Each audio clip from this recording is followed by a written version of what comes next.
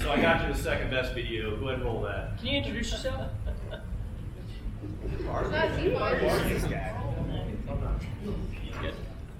What was your priorities? I'm glad we didn't. Did you go one else? That was you, right? In the Air Force, if it leaves the ground, we fly it. Joey thinks it's pretty. From satellites to fighter jets. But some of us fly the heavies. Airplanes so big, you can fit other aircraft inside them. If something needs to get there fast, we're the ones they call. No matter where there is. All we need is a flat stretch of dirt or sheet of ice to get in and get out. You see, mobility's roots run deep. And when you've been doing something for as long as we have, you get pretty good at it. It was September 7th, 1918, when we first transported a group of soldiers from Chanute Airfield to Champaign, Illinois. And we haven't stopped since. We paid the ultimate sacrifice to save a battalion of soldiers lost behind enemy lines during World War I. We flew over the hump more times than we can count, and over the beaches of Normandy as many times as it took. When the Russians tried to wall off Berlin from the rest of the world, we airdropped hope in the form of food and medical supplies for more than a year. That's why we do this job. Give us an impossible mission, we'll find a way to get it done. When our fighters need to travel halfway around the world, our tankers serve as gas stations in the sky. We can turn a C-17 into a mobile hospital at a moment's notice when a life depends on it. Technology. And it always does. Sure, the hours are long, and we're away from our families more than we'd like. Pause it for a second. But if that's what it takes to get another service, Alright, we're having some streaming issues. Anyway, I was going to pump you guys up. It looks like that was a technical fail. I'm excited. So, a lot has changed since 1918, right? A lot, yeah. How's everyone doing? Doing good this morning? Woo! Everyone have a good time last night? Absolutely. I don't remember. You guys hear me in the back there? Awesome. I'm also a walker. So if I start walking around and talking behind you, don't get freaked out, okay? Anyone get stuck in the Fox rent-a-car line last night?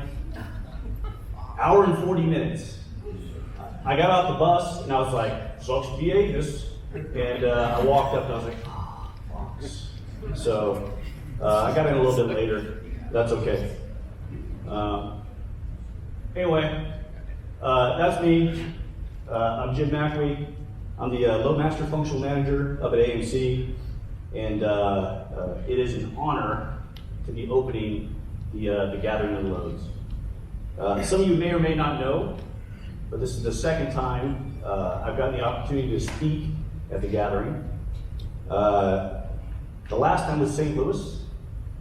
I was the CR Functional Manager then, and I was on day 3, lumped somewhere between lightweight tie-down and Larry Crane's Loadmaster kit. So, where's Larry? We made it to day 1, brother. Congratulations! Congrats, we made it to day 1. Anyway, nothing against day 3 speakers or Larry or anyone, but it's good to be going first. So, a lot has changed since 2014. And go with me now, because I know we've had a couple gatherings since then, but I'm going to use this for to build contrast. But back in 2014, we weren't looking so good, right? We were on the downhill. We were downsizing. We were letting people go. We lost a lot of the Loadmaster experience. Since then, a lot has changed. I think we've kind of turned the corner a little bit. Our schoolhouse is producing at max production. We're getting some of that experience back. It's still young, but we're getting it back. We now have a selective retention bonus. We didn't for a long time, which is good. We got a pay raise, a hike to our flight pay, which is awesome. So kids are starting to realize that we need them, and all for good reason, right? our senior leaders have asked us to prepare for potential conflict with a near-peer competitor. So they've asked us to look at readiness. They've asked us to look at the way we train. They've asked us to innovate, come up with new ideas.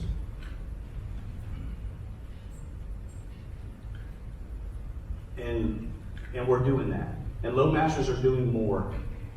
And we can do more. One of the last flights that I flew when I was at Travis, I was mission planning right alongside pilots. I was in the cockpit reading maps, calling out threats, making radio calls, doing what we normally don't do. So I'm not going to say the days of just sleeping are over,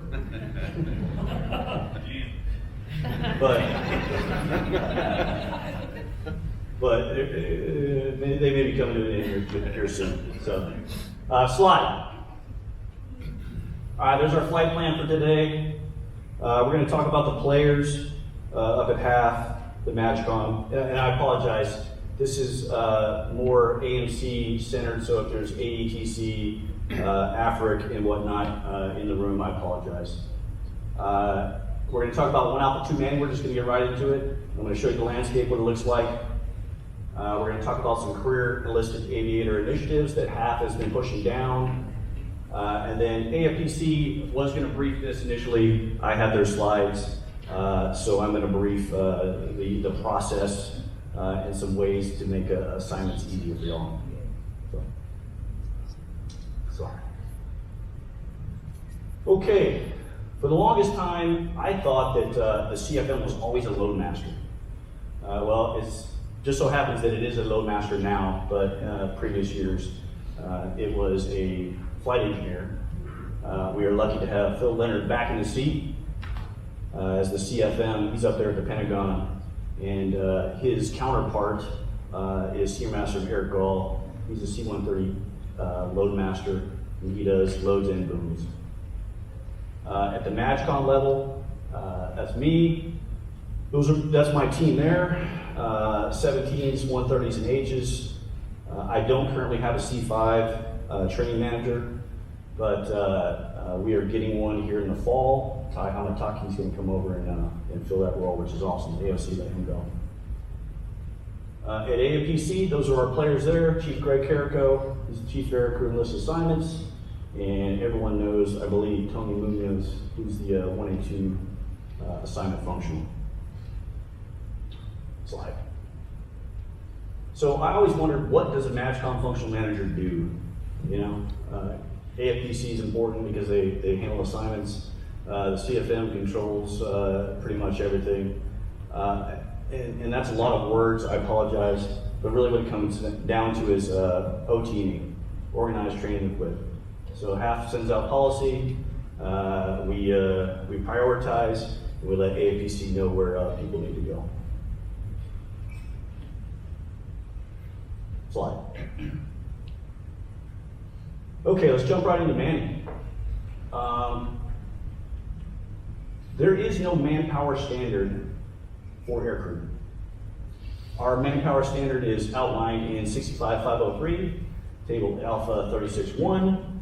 It is a finance reg, and obviously money drives how many crew positions we have.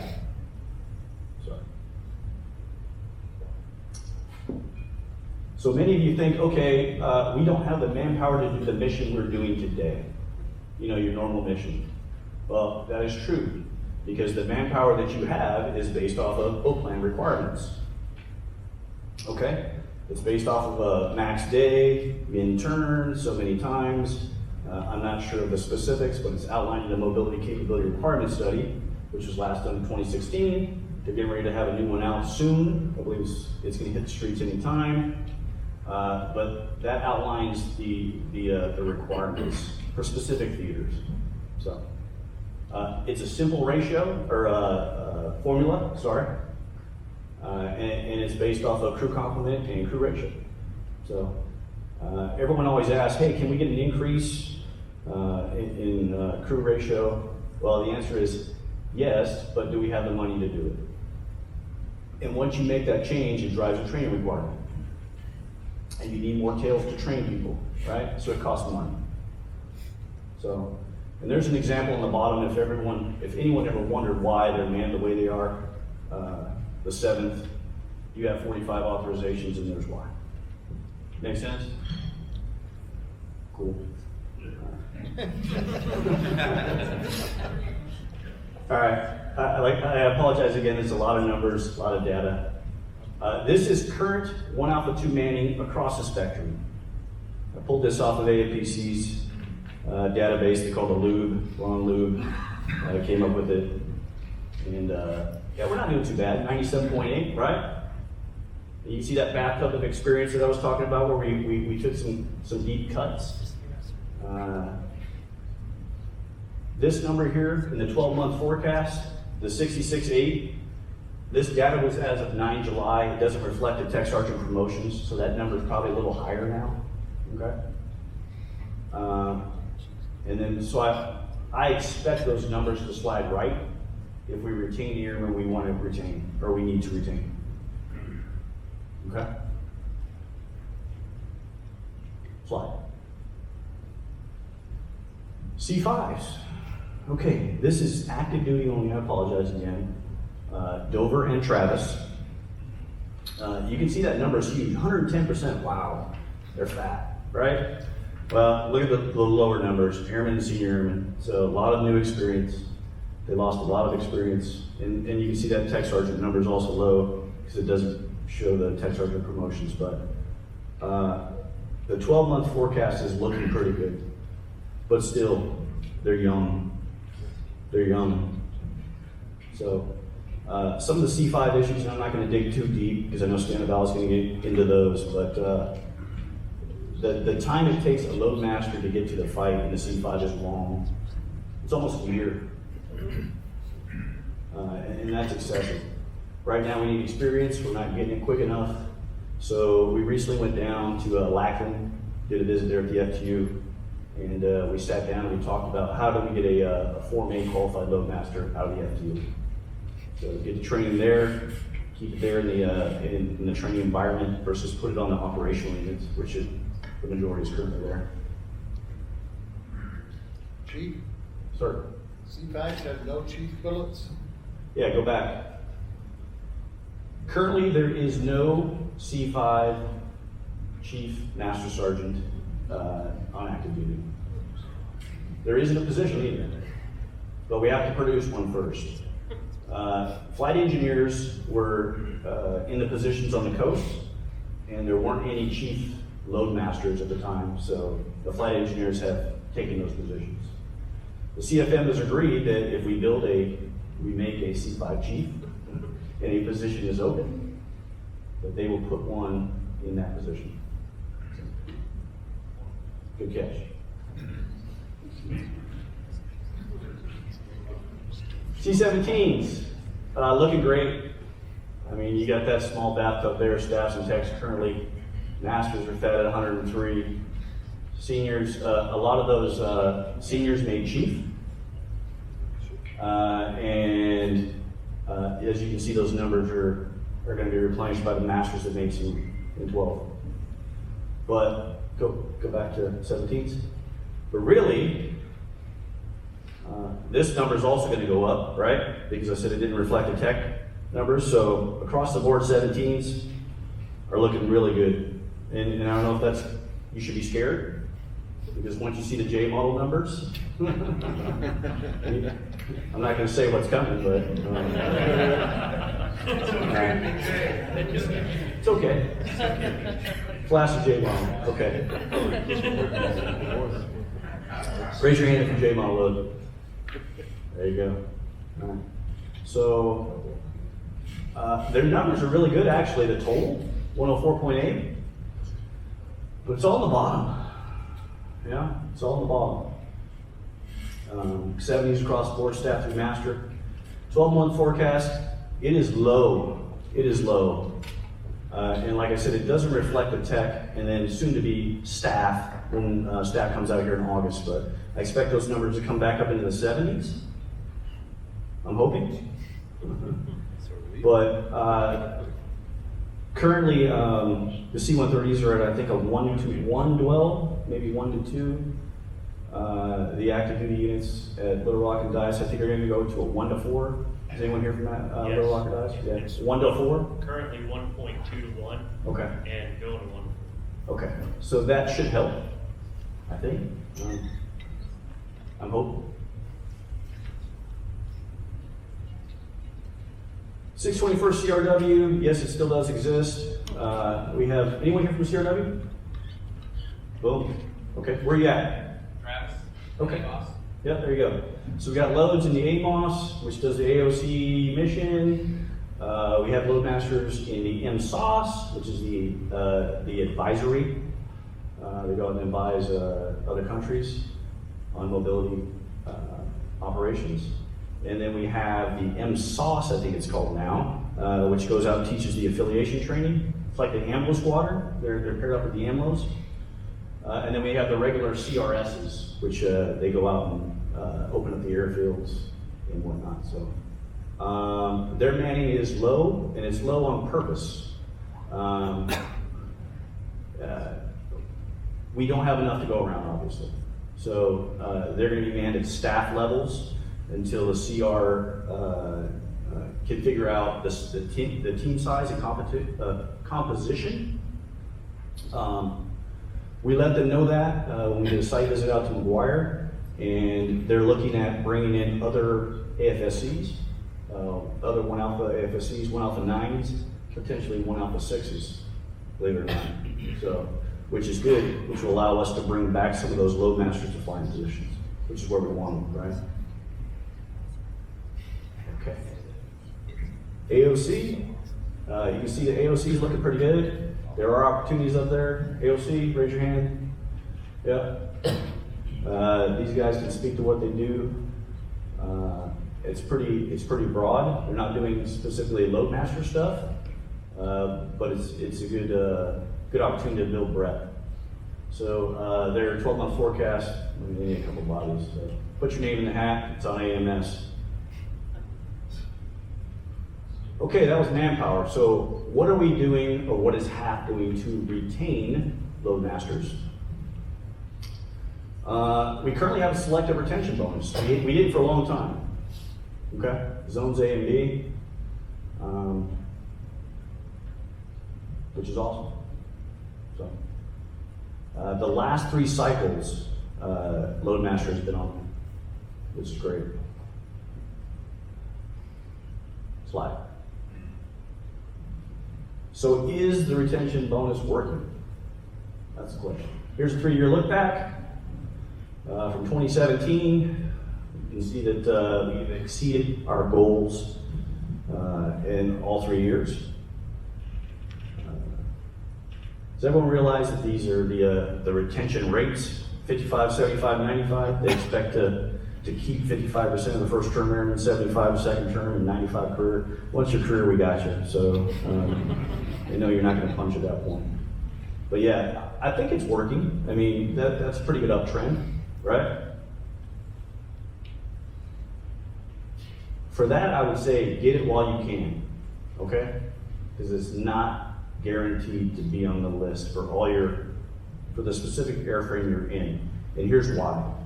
In November of 18, HAF directed a suffix change, or conversion, I'm sorry.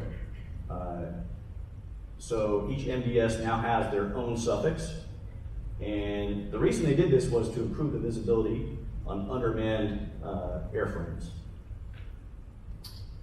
What you may see in the future and go back 1 slide. Or actually, sorry, 2 slides. See how it has that X on the end? They are going to target specific MDSs. And some may have higher bonuses than others. So you may see a 4 on MCs and a 2 on J models. Not that you won't get a bonus, it's just they want to throw the money at the people they want to retain most, honestly. So, but those are the shreds. We'll call them shreds. We're approximately 75% with all those changes. If you're in the CRW or AOC, you will be shredded. Your position will not. And that's for hiring flexibility. We can't always get a J model guy if a 17 guy's available. It currently only applies to 5s and 7s. In the new enlisted classification directory in the fall that comes out, 3 levels will be included. And half is pushing this down, and hopefully it's going to be complete by November. So I think for now, you're safe. I would say spring 20. Maybe not. If you're in one of those overmanned curriculums. Or MBS, sorry. All right, you guys have all seen this. This was awesome. Flight pay increase. First time in, I believe, 25 years. But currently up to $600 for those over 14, which is awesome. More beer money, more golf money. And they retitled it, sorry. Critical skills incentive pay. And this is palmed for annually by half. So this is their budget. Okay, retention. Let's get into training and retraining. I told you that our senior leaders asked us to look at the way we train. A3T, where I work, we decided to model how we train on how CAF does it. So what they decided was, we're going to pull the training tables out of the Vol 1s, and we're going to go to a RAP tasking memorandum, which allows us to change the tables without changing the AFI, okay? Based off of the need at the time. And these are going to be released as needed, but normally we're going to come together at the RTRB, which is in March, and released by July. So drastically changing the way we train. 21-101. So in our CEAs don't necessarily care about 3, 5, 7 level. We care about Qs and Ks and Qs. So upon graduation from COE, you get your 1 level. Upon graduation from Loadmaster Basic training, you get your 3 level. Upon graduation from the FTU, you get your 5. And there is no 1-year requirement anymore. Once you make staff, you get your 7 level automatically. The active duty service commitment for advanced flying training was removed recently. It was seen as a barrier to first-term airmen. They were like, I'm not going to get the retainability to be an instructor, so pound sand. So they're like, okay, well, we'll just remove the ADSC, and we'll still send you to instructor school. So now it's not a commitment. And the same thing for airdrop. Those coming into the CEA career field, any 1 Alpha, any cross trainees, will still have a 4-year active duty service commitment. There is discussion currently about bringing back an active duty service commitment for cross-flow. So J-Model Loadmaster, those are 17s.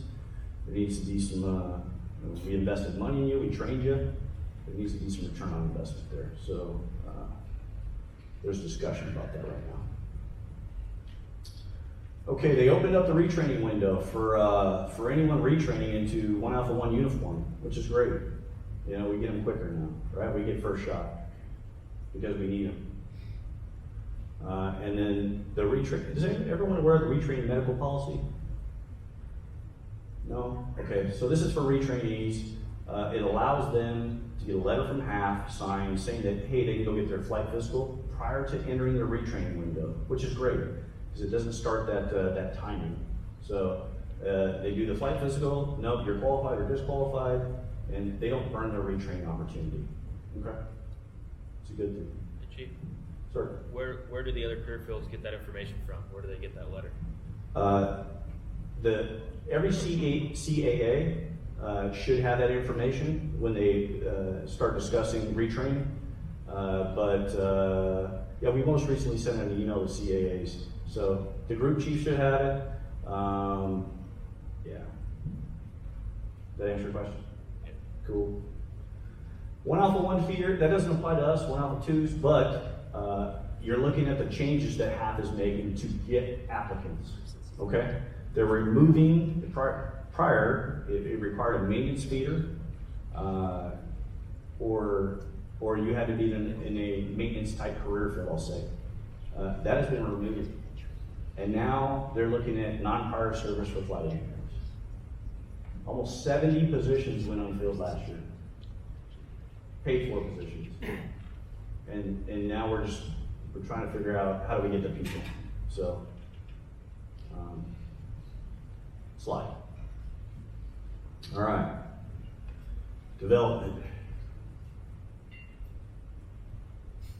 Anyone here a fan of EDT? Raise your hand. Listed development team? No? Okay, no hands up.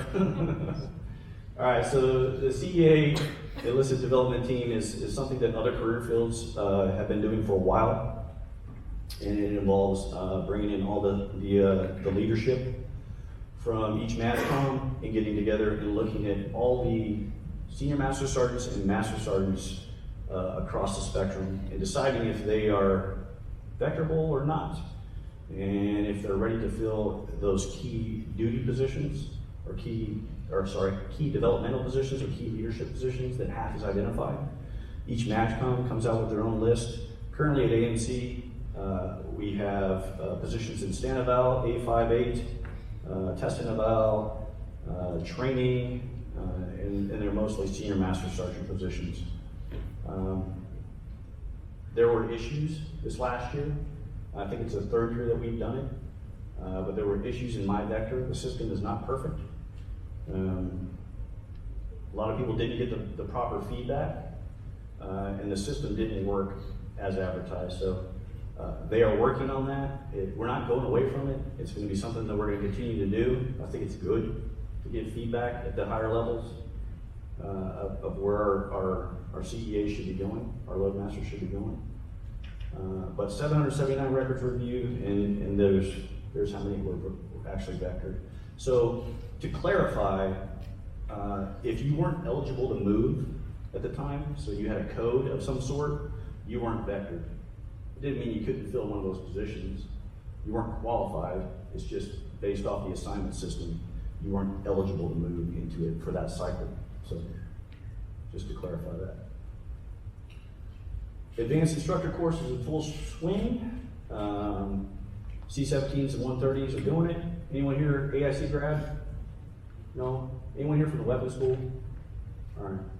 I'm getting ready to go down to Sea Springs on the 20th, or the 8th of August for the 28th selection board. It's going to be in person. Previously we were doing it over email and telecom. But I think that's a great course. It's going to get our loadmasters out there talking about tactics and leading the way for the bases. So I'm surprised. Well, I am glad that we're in that position now. CEA Senior Leadership Course, that is something new that has just rolled out. It started this week. It is focused on developing operationally focused senior NCOs.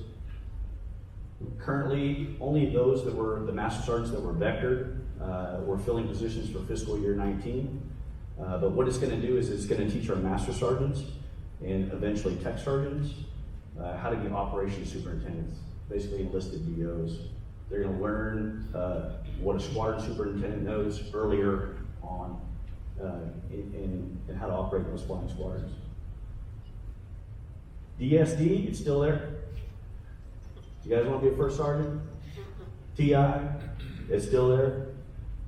Just know that the quotas for each AFSC are released prior to the cycle by the CFM. So he said 2 masters, 2 staffs, and 2 techs can be released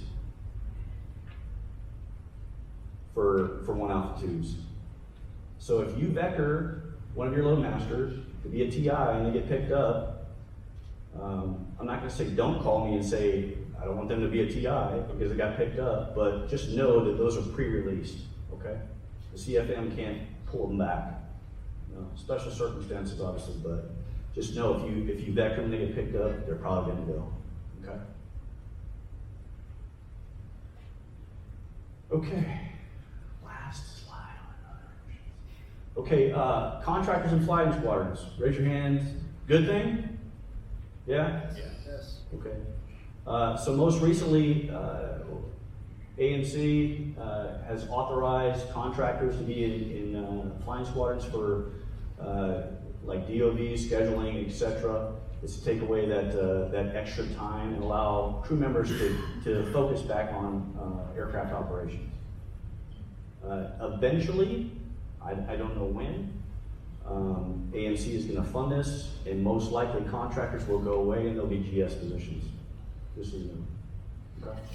Once this gains a little bit more steam. AFPC retraining doesn't know what we do. So there's an effort to get an actual CEA, career enlisted aviator, in AFPC to push through those packages a little quicker, so we can get load masters or CEAs to the fight quicker. Okay, that's a proposal, hasn't been bitten off on by AFPC yet. And then most recently, you guys saw that the two-piece flight suit, the flight duty uniform, now can be worn during PME. Huge win. It's awesome. Next slide. Oh, I didn't have time. Okay. So AFPC was originally going to come and talk to you guys about assignments. I have their slide deck.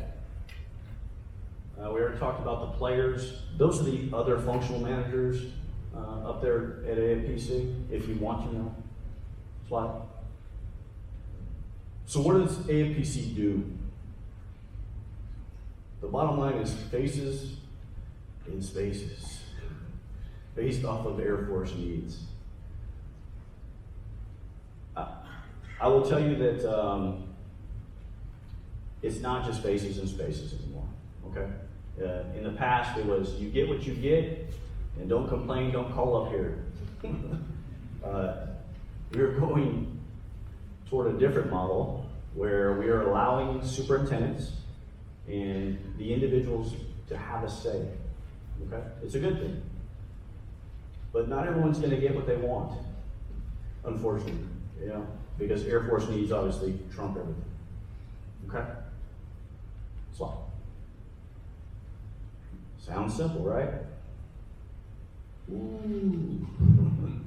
These are all the things that AFPC takes into consideration for assignments, and obviously they don't all apply to you calling up there, but just realize that when you send an email or you tell your superintendent, hey, what's going on with my assignment, they got all this other stuff going on too, so. Okay. Here's the process. All of our assignments are hand matched. Other AFSCs, they use a plug table, and then your overseas returnees get to go to CONUS bases and whatnot. No, the 1 Alpha 2 functional personally looks at you and puts you based off of your assignment preferences or Air Force needs. But obviously there's a rule set that they have to follow, which is 2110, and those are the rules on how they select the most eligible person for an assignment. In red on the bottom, assignment preference statement is critical. Raise your hand if you've changed your assignment preference sheet recently, or at least looked at it. Okay, cool. That tells AFPC where you want to go. All right. It's preference. These are the things that may eliminate you during your selection. Just know that. And like I said, they have to operate within the rule set. We most recently tried to get a C-130 Chief to Little Rock. They are currently at Altus, but they don't have the retainability to be moved. So the Chief group said no. So retainability is a big deal. All right, Miss. Did anyone here think that when you updated your preference sheet, it automatically flashes like a light up there to AFPC? They're like, oh yes, perfect. You're now a volunteer and you get assigned the next day.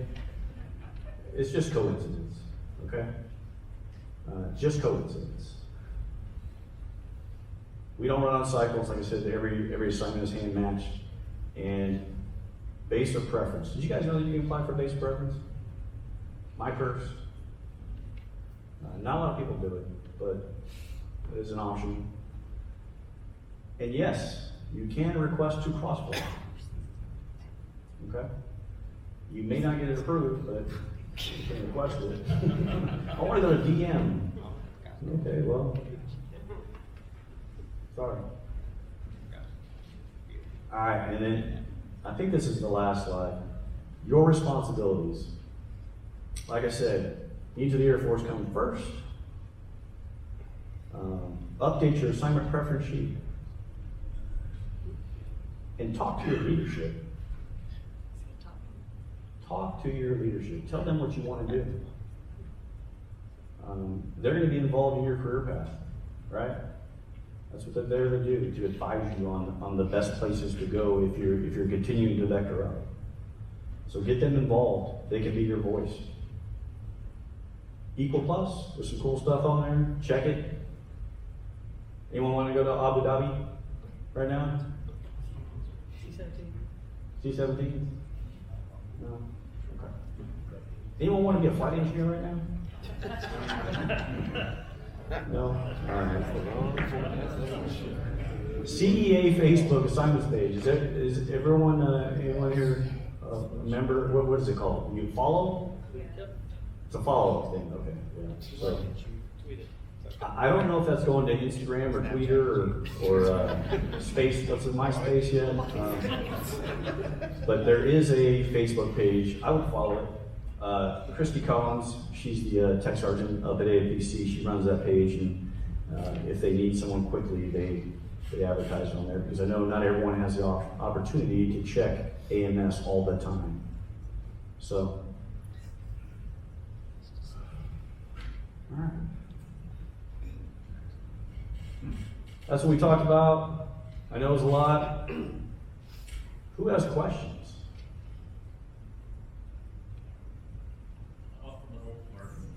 Sir. Right, I'm retired Chief Master Sergeant Stephen Spots. I used to have your job. One of the questions that occurred to me was you talked about the guys being able to go over to the TI side. If they've met their gates, will they continue to draw their CD license? You bet. They don't lose flight pay. That would be important. They don't. But if they have they have an SRB, they have to have served at least half. But there's waivers, so it can be waived. Anyone else?